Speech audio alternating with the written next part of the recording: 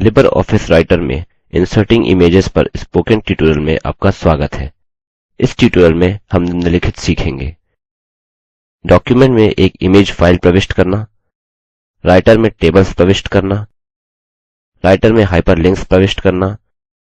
यहाँ हम अपने ऑपरेटिंग सिस्टम के रूप में उबंटू लिनक्स 1004 का उपयोग कर रहे हैं और लिबर ऑफिस सूट वर्जन 334। हम लिबर ऑफिस राइटर में एक इमेज फाइल कैसे प्रविष्ट करते हैं इससे शुरू करेंगे। चलिए अपनी resume.odt फाइल ओपन करते हैं।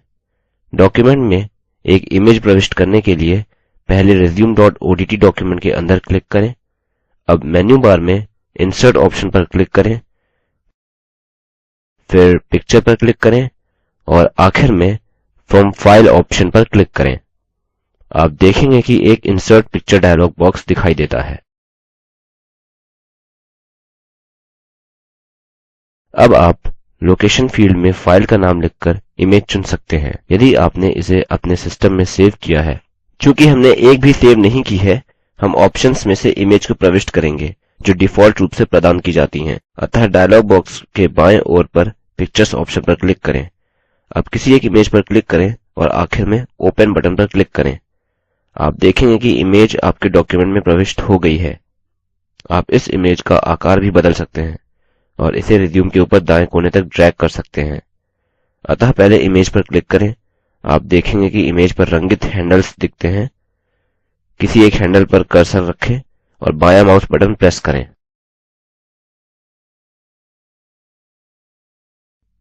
कर्सर को ड्रैग करके इमेज का आकार बदलें। जब आकार बदल जाए इमेज पर क्लिक करें और इसे एडिटर के ऊपरी दाएं कोने तक ड्रैग करें। क्लिपबोर्ड या स्कैनर का उपयोग करके और गैलरी से लेना इमेज प्रविष्ट करने की अन्य प्रचलित पद्धतियां हैं। अब हम सीखेंगे कि राइटर में टेबल्स कैसे प्रविष्ट करें। टेबल्स लिबर ऑफिस राइटर में उपयोगकर्ताओं को उनकी जानकारी को सारणी फॉर्म में रखने के लिए सक्षम बनाता है। अपने डॉक्युमेंट में टेबल प्रविष्ट करने के लिए आप या तो टूल बार में टेबल आइकन पर क्लिक कर सकते हैं और टेबल का आकार चुन सकते हैं, या आप यह मेन्यू बार में इंसर्ट ऑप्शन के माध्यम से कर सकते हैं। अतः हेडिंग एजुकेशन डिटेल्स के नीचे टेबल प्रविष्ट करने के लिए कर्सर को इस हेडिंग के नीचे रखें। अब मेन्यू बार में इंसर्ट मेन्यू पर क्लिक करें और फिर टेबल्स ऑप्शन पर क्लिक करें। यह विविध फील्ड्स के साथ डायलॉग बॉक्स ओपन करता है। नेम फील्ड में चलिए टेबल का नाम देते हैं रिज्यूम टेबल। साइज हेडिंग के नीचे चलिए कॉलम्स की संख्या 2 रखते हैं। रोज फील्ड में ऊपरी एरो पर क्लिक करें, 4 तक रोज की संख्या बढ़ाएं। अतः कॉलम्स और रोज में अप और डाउन एरो का उपयोग करके आप टेबल का आकार बढ़ा व घटा सकते हैं। अब डायलॉग बॉक्स में ऑटो फॉर्मेट बटन पर क्लिक करें। यह नया डायलॉग बॉक्स ओपन करता है जहां आप जो प्रविष्ट करना चाहते हैं वह टेबल का प्रारूप चुन सकते हैं। राइटर प्रारूप चुनने के लिए कई ऑप्शंस देता है। हम फॉर्मेट के अंदर नन ऑप्शन पर क्लिक करते हैं और फिर ओके बटन पर क्लिक करते हैं। फिर से ओके बटन पर क्लिक करें। आप देखेंगे कि हेडिंग के नीचे 2 कॉलम और 4 रो वाला टेबल प्रविष्ट हो गया है। अब हम टेबल के अंदर कोई भी जानकारी सारणी के रूप में लिख सकते हैं। उदाहरणस्वरूप टेबल के पहले कॉलम और पहले रो में सेल के अंदर क्लिक करें। हम यहाँ सेकेंडरी स्कूल एग्जामिनेशन टाइप करते हैं। अब पास के सेल पर क्लिक करें और 93% लिखें। अतः यह दिखाता है कि रमेश ने माध्यमिक स्कूल की परीक्षा में 93% अंक प्राप्त किए हैं। वैसे ही हम टेबल में अतिरिक्त शैक्षिक विवरण टाइप कर सकते हैं। सेल के ठीक नीचे सेल पर क्लिक करें जहां हमने सेकेंडरी स्कूल एग्जामिनेशन टाइप किया है। हम यहाँ हायर सेकेंडरी स्कूल एग्जामिनेशन लिखते हैं और बगल के सेल में हम 88% स्कोर लिखते हैं। अगली सेल तक पहुंचने के लिए तीसरी रो में पहली सेल पर क्लिक करें। वैकल्पिक रूप से एक सेल से दूसरी सेल पर जाने के लिए टैब की प्रेस करें। अतः टैब प्रेस करें और ग्रेजुएशन टाइप करें। बगल वाले सेल में 75% स्कोर टाइप करें आखिरी रो में पहली सेल पर क्लिक करें, पोस्ट ग्रेजुएशन 70% टाइप करें। अंततः आखिरी रो में हम पहली सेल में पोस्ट ग्रेजुएशन हेडिंग और निकटवर्ती सेल में 70% स्कोर टाइप करते हैं। अतः देखेंगे कि टेबल शैक्षिक विवरण के साथ रिज्यूम में प्रदर्शित हो गया है। चलिए टेबल के आखिरी सेल पर कर्सर रखें। अब यदि हम टेबल के आखिरी रो के ठीक नीचे एक अतिरिक्त रो जोड़ना चाहें तो कीबोर्ड पर टैब की प्रेस करें। आप देखेंगे कि नई रो प्रविष्ट हो गई है। टेबल के बाएं ओर पर हम पीएचडी डिग्री प्राप्त की हुई टाइप करते हैं और दाएं ओर पर हम 65% प्राप्तांक टाइप करते हैं। अतः हम देखेंगे कि टैब की एक दूसरे के नीचे नई रो को जोड़ने के लिए बहुत उपयोगी है जब कर्सर आखिरी रो पर रखा हो। टैब और शिफ्ट टैब का उपयोग करके टेबल में सेल से सेल भी संचालन कर सकते हैं। टेबल में अन्य महत्वपूर्ण विशेषता ऑप्टिमल कॉलम विड्थ ऑप्शन है, जो कि स्वतः सेल्स के कंटेंट्स के अनुसार कॉलम की चौड़ाई तय करता है। टेबल के दूसरे या दाएं ओर के कॉलम में इस विशेषता को लागू करने के लिए पहले क्लिक करें और फिर दूसरे कॉलम में कर्सर कहीं भी रखें।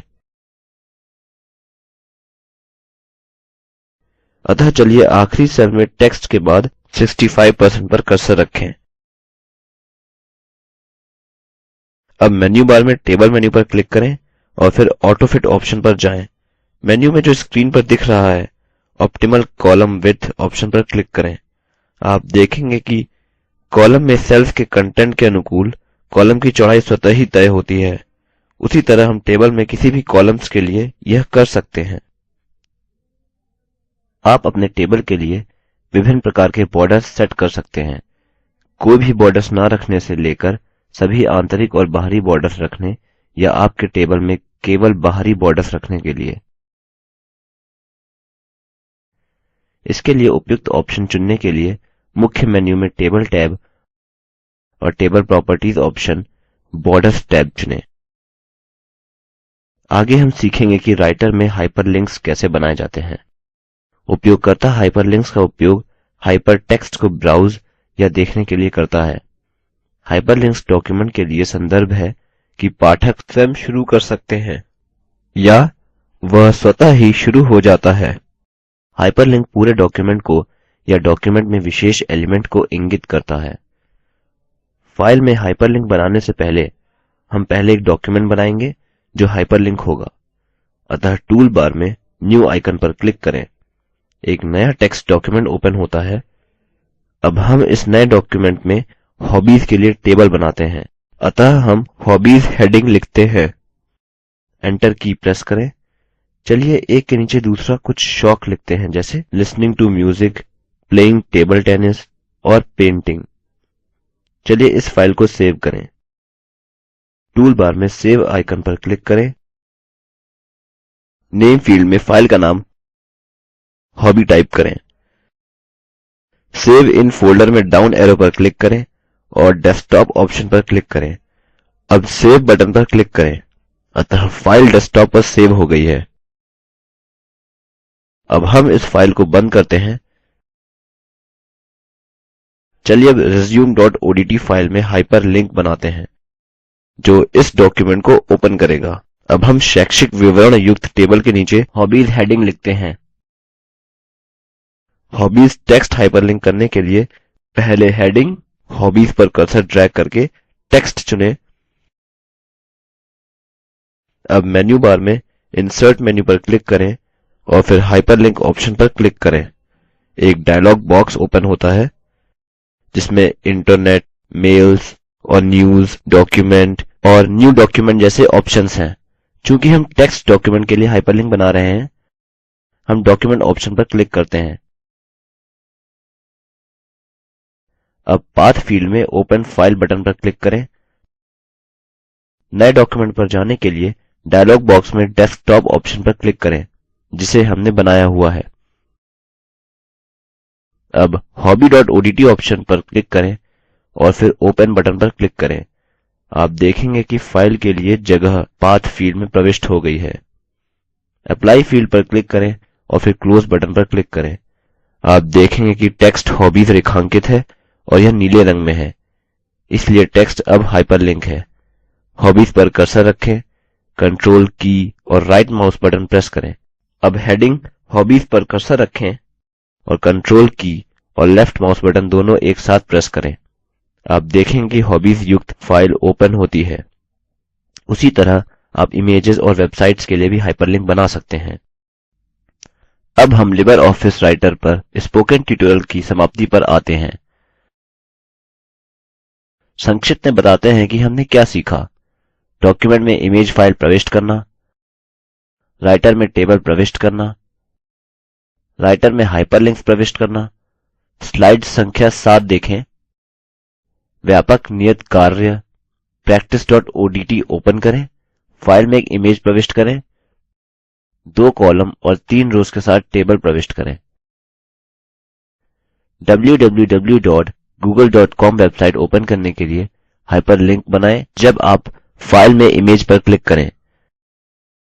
निम्नलिखित लिंक पर उपलब्ध वीडियो स्पोकन ट्यूटोरियल प्रोजेक्ट का सार देता है।